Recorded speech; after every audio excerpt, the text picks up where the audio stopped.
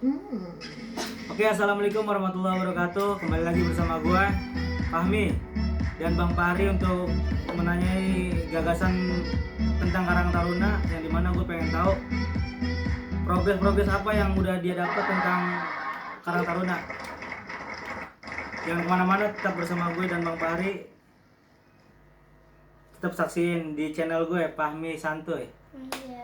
Jangan lupa subscribe. Jangan lupa subscribe dan like ya kan. Oke Bang Fahri, di sini gue pengen menanya nih ya kan, bagaimana lu selaku sebagai ketua mengenai anak muda yang udah lu libatkan di anggota lu, dan apa kedepannya lu bagaimana untuk peluang-peluang yang baik buat anak-anak muda di Ujung Menteng khususnya RW 2. Ya oke, ya makasih Bang Fahmi ya. Kalau gue pribadi sebenarnya menganggap Karang Taruna ini Ya. sebagai wadah pengabdian gue, Bang. Betul. Karena gue, mohon maaf, bukan bicara track record.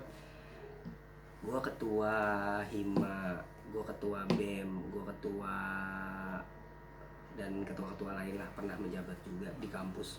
Ya lu sebelumnya udah pernah lah itu ya mengikuti organisasi yang lain di Iya. luar di mana lu punya jobless tuh lah ya, di lu punya organisasi gitu. Nah, ketika gue selesai dari situ, gue merasa ya emang gue harus butuh ya, gue bilang butuh yang namanya pengabdian, Bang.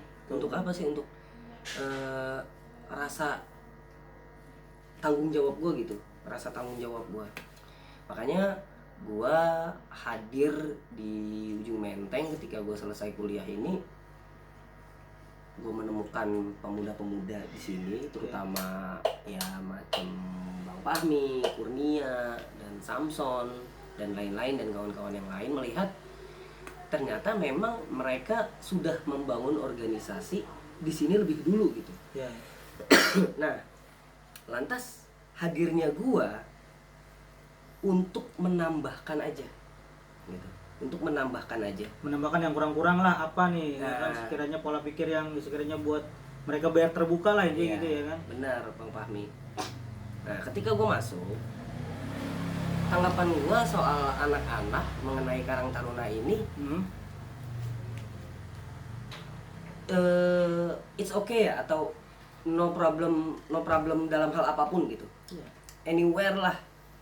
Karena ya mereka nih pemuda-pemuda di sini aktif juga di remaja masjid, aktif juga di organisasi lain. Jadi ketika gua terjun nih ke Karang Taruna khususnya RW 02, mereka nggak kaku-kaku banget.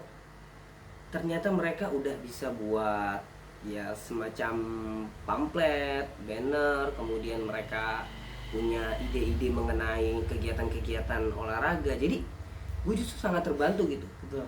Gue kira ya dari awal, bukan bermaksud untuk meremehkan, gue kira dari awal apa gue harus mengerjakan ini semua tuh bener-bener dari awal ya. Ternyata enggak, Bang Fahmi. Pas gue masuk tuh ternyata anak-anak udah pandai dalam ahli ini. Nah, gunanya gue menstrukturisasi mereka Supaya lebih pas strukturnya. oh iya. Kayak Fikri, Iya. anggota gue tuh, Biar berkembang lah bakat-bakat mereka lah Nah. gitu intinya kan. dia bisa buat pamflet, buat banner, buat kegiatan-kegiatan yang lain. Dia gue masukin ke Kominfo. Zizah, dia aktif di dalam media sosial, dia gue aktifin di Kominfo, masuk sebagai Kominfo. Kemudian ada lagi kayak Primas, dia aktif dalam kegiatan-kegiatan sosial, gue masukin divisi sosial, masuk sebagai anggota gue. Kemudian Bang Ipang, Bang Rio, dan lain-lain yang aktif naik gunung, yang aktif futsal, yang aktif bulu tangkis, gue masukin ke dalam kegiatan olahraga atau divisi olahraga. Kemudian Bang Fakih, Bang Dilah yang aktif dalam kemasyarakatan, gue masukin ke dalam litbang. Jadi di situ dia bisa mengembangkan apa sih yang dibutuhkan masyarakat. Ya. Kemudian Bang Malik ya, Bang Malik ini orang yang aktif di kegiatan majelis-majelis agama, majelis-majelis majelis-majelis Rasulullah, kemudian sering mengadakan kegiatan pengajian. Beliau gue tarik jadi divisi kerohanian. Nah dari situ bang, dari kelima divisi situ, sebenarnya gue pribadi tuh merasa, ih kok gue nggak dari awal banget ya, ya kan? Justru gunanya gue ini hanya mengkoordinasikan aja progres gue di awal. Gue nggak mau muluk-muluk bang Fahmi, serius ya, jujur gue melihat ini semua tuh seperti ya ini tinggal gue atur aja sebagaimana enaknya ya. Dalam artian organisasi namanya gue manajemenin.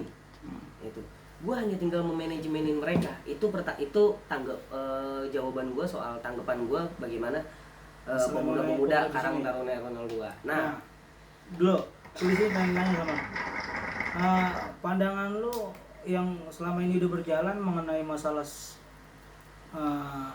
pendapat atau mengenai yang lain, ada nggak sekiranya lu bertolak belakang gitu sama rekan-rekan lu, sama anggota-anggota lu yang lain gitu, sekiranya jadi lu yang buat jadi bikin ini anak-anak ngomong apa sih, apa gimana gitu? Ya kalau gue pribadi sih nggak ada ya, justru gue melihat mereka ini banyak ide Bang Fahmi, tapi mereka kurang paham dengan yang namanya manajemen dan administrasi. Justru karena ya alhamdulillah lah mungkin terpilihnya gue sebagai ketua, gue punya prinsip jabatan itu nggak akan pernah salah naruh dirinya di pundak seseorang kecuali orang tersebut yang menyalahkan itu jabatan. Nah memang hadirnya gue justru manajemenin dia dan administrasiin mereka gitu, manajemenin mereka dan administrasiin mereka. Kayak contoh ya, mereka ingin buat begini bang, progresnya begini. Saya selalu bilang kalau itu nanti. Saya selalu bilang oke yang ini. Saya selalu bilang nanti. Saya selalu bilang kalau itu yang ini. Oke hari ini. Oke minggu depan. Kenapa Bang Fahmi?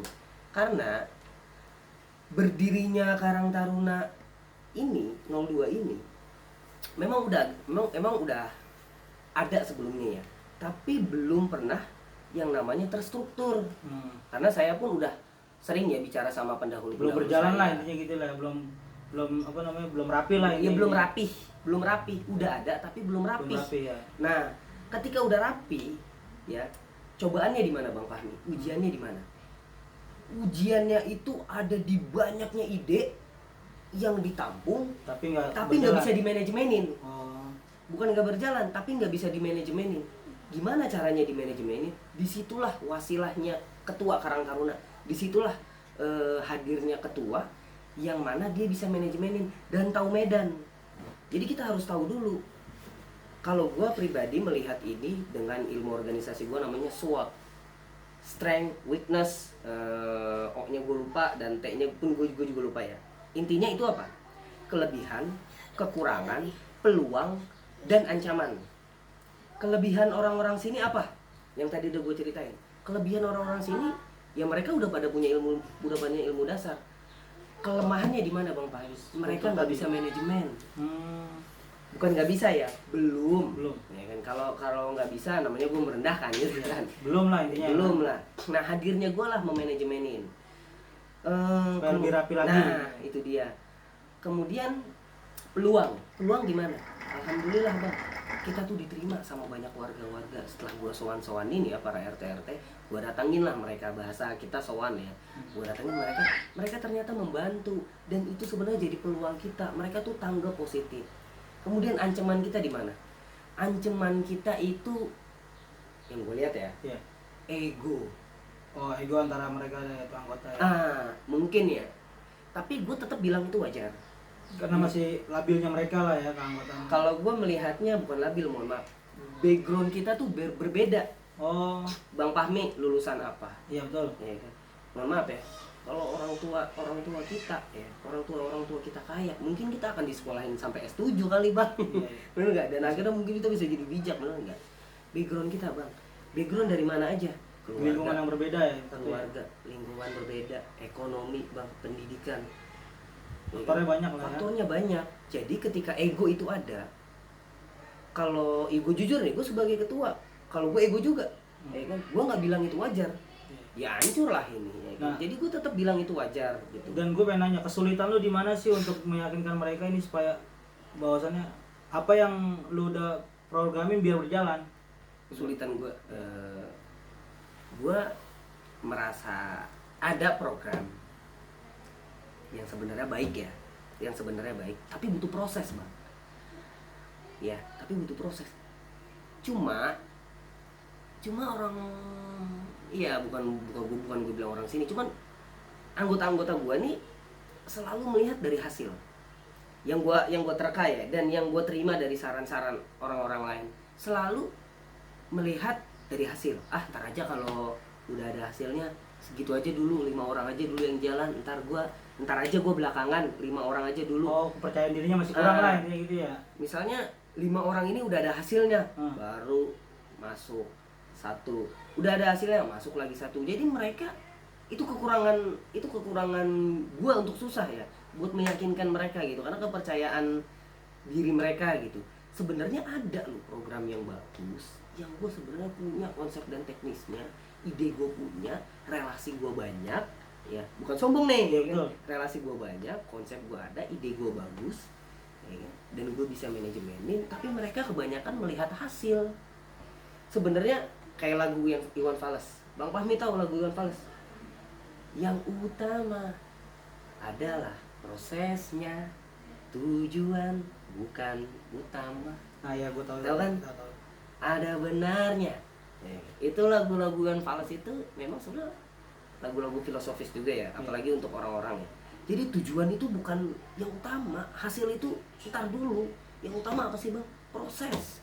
Seandainya mereka lebih banyak ingin berproses, ayo sini senengin kegiatan-kegiatan kecil, supaya ketika kegiatan besar lebih seneng gitu bang. Soalnya kenapa yang gue kegiatan kecil aja nggak disenengin, apalagi bukan nggak disenengin ya, kurang disenengin ya, apalagi kegiatan besar. Tapi bukan berarti gue nggak punya solusi, mohon maaf, tapi bukan berarti gue nggak punya solusi. Gue akan membuat atau gue akan mencari ide yang mana kegiatan-kegiatan gue ini berjalan bikin mereka seneng gitu. Berjalan dan mereka juga melaksanainnya nggak ada beban lah intinya. Itu mereka melaksanakannya dengan senang sama mereka lah gitu ya. Jadi ketika udah senang, jadi mereka jadinya cinta gitu.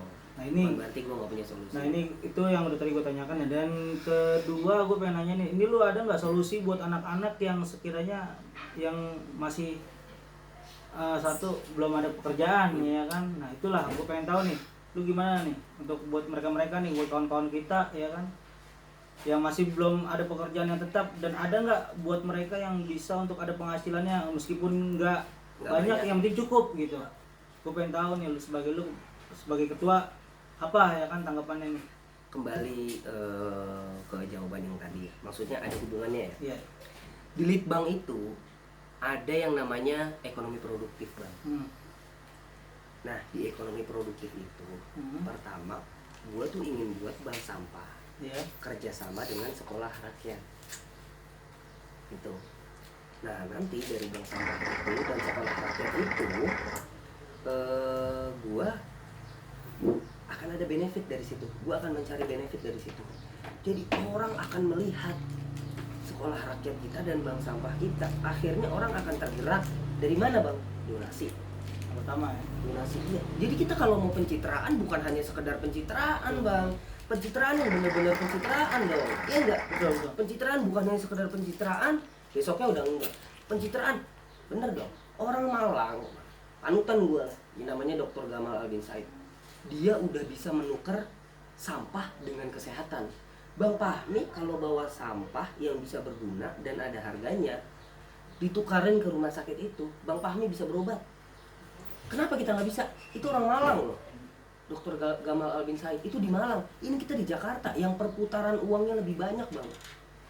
Kenapa nggak bisa? Ya kan kalau bukan karena hatinya nggak tergerak, bener kan? Nah dari situlah orang-orang akan tergerak hatinya untuk membantu kita dari jalur mana aja. Dari jalur mana aja donasi. Itu yang pertama, itu baru pertama tuh. Ya kan? Itu baru pertama. Yang ketiga, gue punya banyak gagasan soal ide-ide UKM.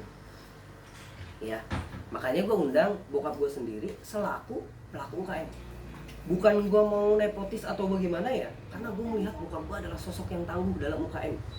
Beliau udah malang melintang, bahkan ketika gue lahir pun bokap gue kerjanya apa sih bang? UKM, dagang ini, dagang itu. Gue akan buat yang namanya pertama diskusi dulu, diskusi ekonomi UKM. Itu dulu. Jadi kalau kita mau terjun ke laut ya, kita harus tahu dulu bahayanya di mana. Betul. Bener nggak Bang Fahmi? Bahayanya di mana? Caranya bagaimana biar supaya kita selamat? Katakanlah kita berekonomi itu artinya terjun ke laut. Kita harus tahu dulu. Jadi SDM-nya dulu yang mau gue bentuk. Nanti kalau sudah, gue akan kerjasama lagi dengan orang-orang dan relasi-relasi gue pun mungkin dari wasilah-wasilah orang tua di sini, nggak termasuk bokap gua, ada nggak yang ingin memodalkan kita untuk membentuk suatu UKM? Idenya apa? Idenya dari mereka. Ketika mereka udah selesai diskusi, mereka akan mencari ide, jualan apa ya? Dia udah dapat caranya begini, jualnya ini, nanti keuntungannya kira-kira segini. Udah dapat presentasinya, mereka presentasi, mereka butuh dana sekian, katakanlah 3 juta atau 2 juta, 2 sampai 3 juta. Nanti diolah lagi setiap 1 bulan kira-kira dapat keuntungan margin 1.500.000 misalnya begitu. Nah, itu nanti akan ada kerjasama di situ. Itu kan solusi lah ya kan yang Iya. lu pengen kasih ke Goalnya begitu. Goalnya begitu. Nah, gue pengen tanya nih, untuk dananya itu gimana untuk Pencarian modal. Pencarian modalnya itu seperti apa? Jadi begini Bang Fahmi, gue baru baca tuh salah satu ini ya, tulisan yang sangat bagus banget, terutama ini bisa membongkar semua sistem ekonomi, yang mana ekonomi UKM kan masalahnya di mana? Modal. Ya, itu yang paling utama banget tuh, modal. Iya. Pasti nggak mungkin nggak. Modal yang paling utama. Bagaimana caranya modal kita dapatkan? Pertama, anggota-anggota kita yang ikut dalam sesi ekonomi produktif ini, kita ajarin cara berdagang. Setidaknya mereka udah pengalaman. Itu satu. Yang pertama itu. Ketika dia udah pengalaman, ya, dia udah bisa mempresentasikan, dia udah dapat margin. Margin itu keuntungan dalam 1 bulan kira-kira 1.500.000 atau 2 juta lah seminimalnya, minimalnya. Dari situ kita akan buat yang namanya perkumpulan antara anggota kita yang sudah berhasil berdagang secara kecil-kecilan, udah berjalan dengan para investor kecil.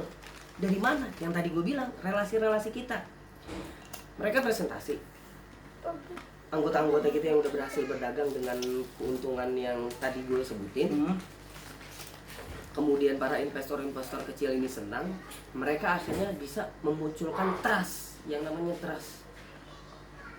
Kemudian sistemnya bagaimana? Ya sistem bagi hasil. Enaknya gimana nih? Katakanlah bagi keuntungan lah. Nah, Bang Fahmi menjual, ini mohon maaf nih, gue agak sedikit teknis ya Bang. Bang Fahmi menjual yang namanya produk makanan misalnya ya, makanan. Bang Fahmi itu selama 1 bulan bisa menghasilkan keuntungan bersih 2 juta rupiah. Ketika Bang Fahmi, itu modal awalnya dari mana? Modal awalnya dari kita patungan, dari saya patungan. Udah berhasil, kita buat program atau acara atau kegiatan di mana investor dan anggota kita yang udah berhasil berdagang tadi kita temukan, kita tatap muka. Nanti goalnya investor-investor kecil itu akan ngasih modal. Jadi pertama modal awal itu kita patungan gitu. Rencana lu apa yang sekiranya lu pengen itu yang Dagang. Iya. Nah, justru kalau dagang ya, cara berdagang itu atau apa yang mau kita dagangin, gua nggak usah repot-repot Bang Fahmi. Ketika mereka udah selesai dalam materi-materi ini, mereka akan punya ide sendiri.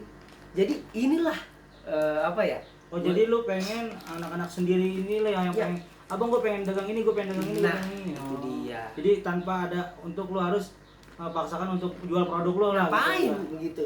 Enggak, ngapain gue begitu ya. Jadi senyamannya dia mau dagang apa Nah, ya kan, yang itu sudah dia. memang dia di bidangnya lah kayak gitu. Yaps, itu dia. Nanti ketika dia udah Seneng. dia seneng begitu dan dia udah berhasil dengan keuntungan bersih 1 bulan 1.500.000 sampai 2 juta. Ya. Saya yakin Bang Fahmi, investor-investor itu akan ngasih modal lebih besar lagi dengan sistem bagi hasil. Nah, kalau modal semakin besar, Hmm. ya, otomatis keuntungan juga semakin besar. Semakin besar.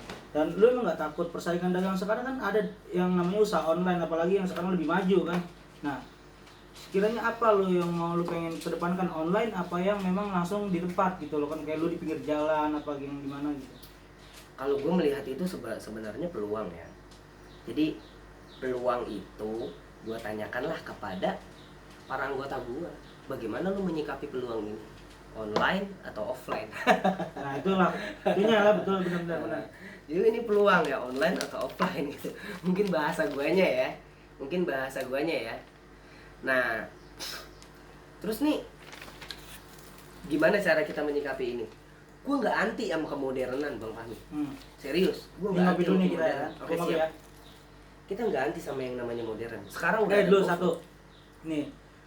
Ya kan di sini kan kita masih berbenturan sama yang namanya orang tua nih ya kan. Ya. Patokan kita sebagai remaja kan masih ini ke depan kan orang tua. Nah, lu bagaimana mengatasi yang sekiranya orang tua yang menjadi portal buat kita sebagai pemuda?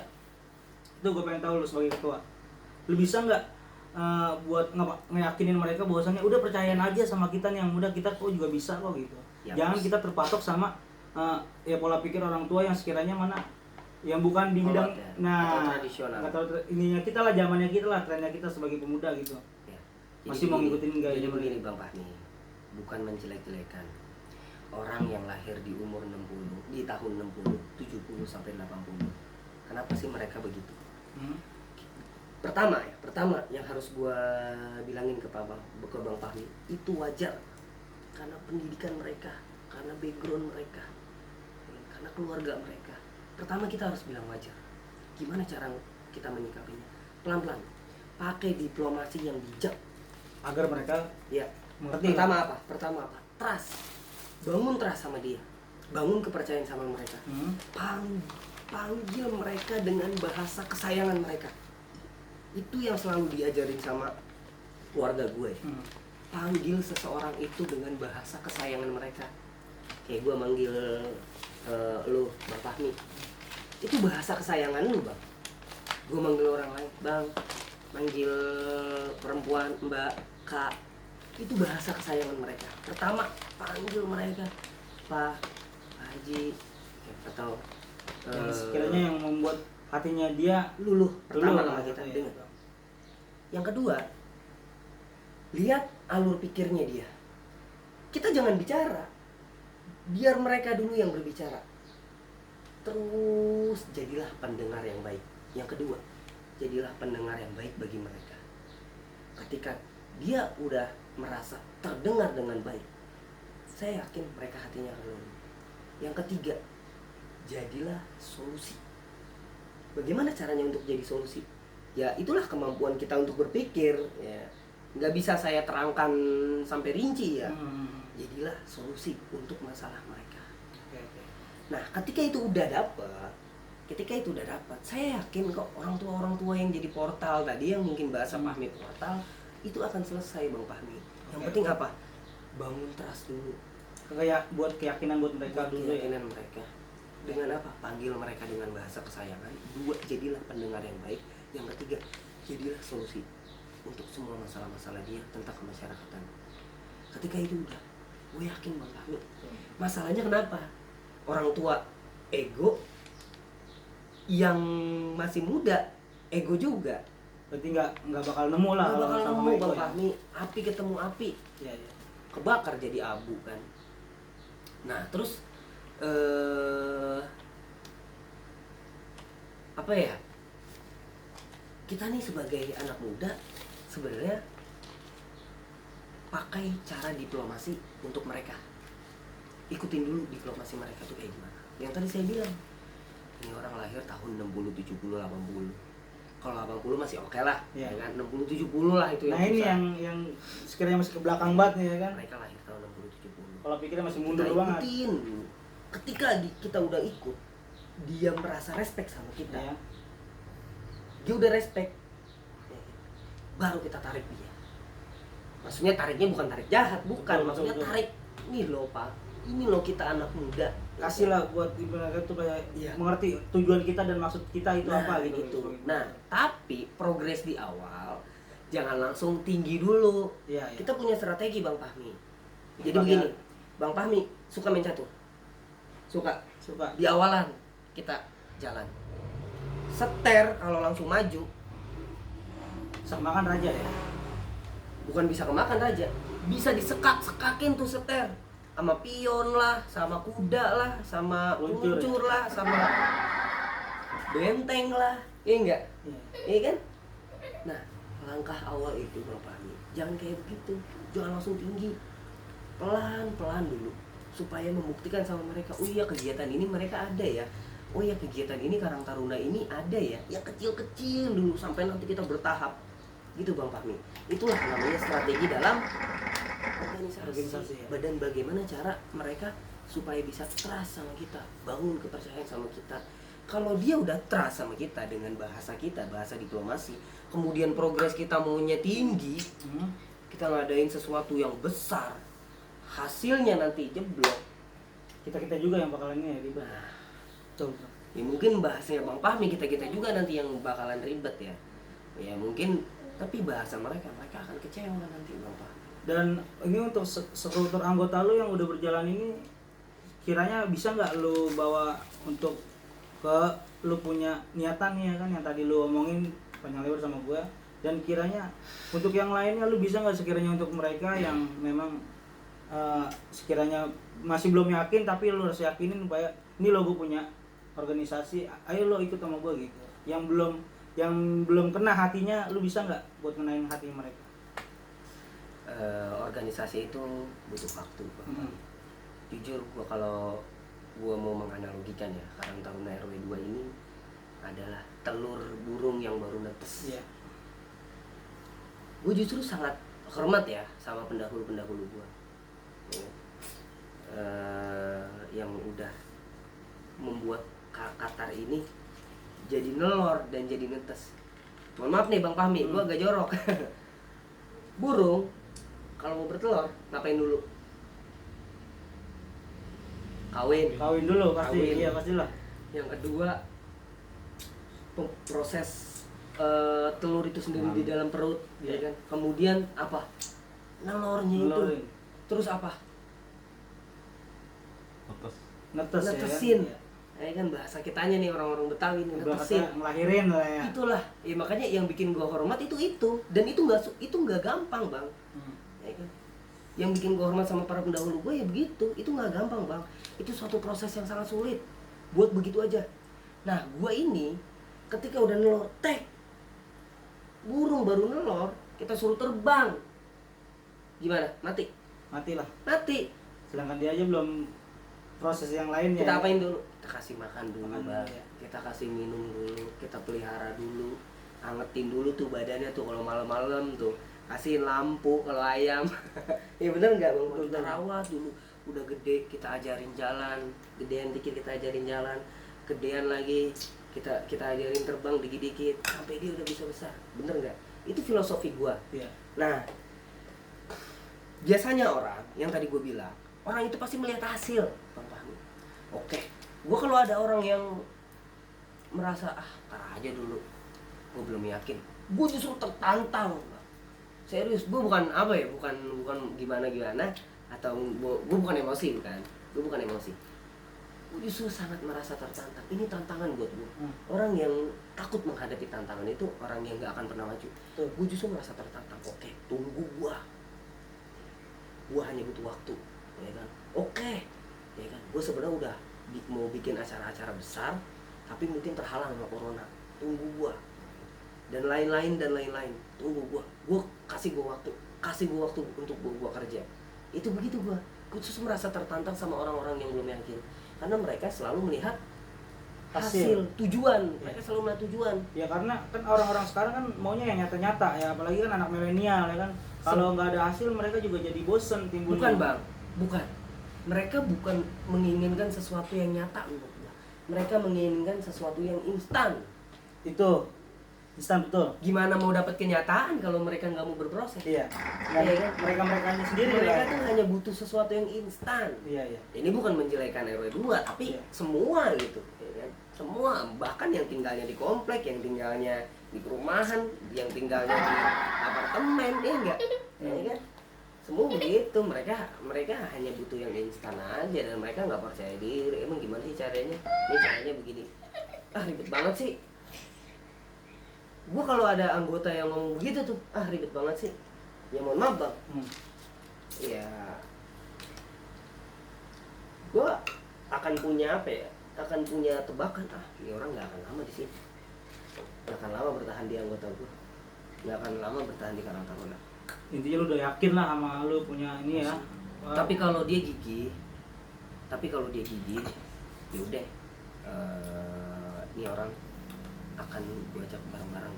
Karena begini bang, gue bukan orang yang gue bukan orang yang pinter banget ya. Gue bukan orang yang, tapi gue nggak goblok-goblok juga. Betul, Bener nggak? Gue bukan orang yang pinter banget, tapi gue nggak goblok-goblok juga. Tar dulu, gue di sini juga mau berproses sama kayak you gitu, ya kan? Ntar dulu, kalau you mau instan, ya kan? Kalau you mau instan, apa gunanya kita berproses? Betul. Itu ayo dong kita bareng-bareng berproses di sini. Kita jadikanlah Karang Taruna RW 02 ini sebagai Karang Taruna percontohan untuk Karang Taruna yang lain. Itu harapan gue bang. Oke, untuk kawan-kawan dengar tuh ya apa yang telah diterangkan oleh Bang Pari. Seenggaknya lu biar tahu nih ya kan, maksud dan tujuan Bang Pari itu membentuk Karang Taruna buat lu juga, dan lu buat kawan-kawan yang demennya instan. Jangan sekali-kali lu bikin cemoohan, lu sobat iya, lu sobat ini, padahal elunya yang nggak ada iya-iyanya. Oke, tetap bersama gue dan kembali lagi nanti selanjutnya sama Bang Pari. Sekian dari gue dan Bang Pari. Assalamualaikum warahmatullahi wabarakatuh.